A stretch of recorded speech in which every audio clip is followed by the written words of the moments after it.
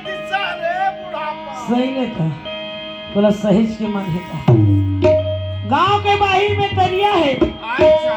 और दरिया के पार में हवाई की बर के रुखवा। हाँ। वही मेरा भी मन्नू खड़े खड़े मन में विचार करते। वाह जी। गांव बसी भरस से नहीं जावा है, नांग लोग के बड़े बड़े सांप सांप है वही।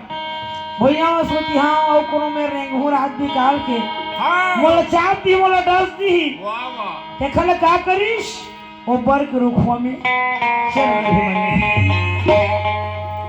तो गांव में की नियम रहेगा कि अच्छा। बता लोग में की नियम है, जब ब्रह्म मुहूर्त रात होतीस ना हाँ। त जतका वहां के नांग नागे तने ई तरिया में हाय बराबर। वाह वाह।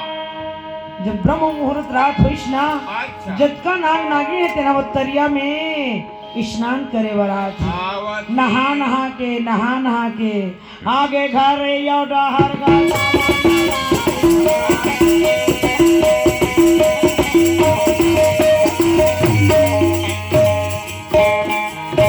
जब दरिया में नहाए पर धरी नाग नागिन मन ओ सिंपिन करत सापे सांप दिखत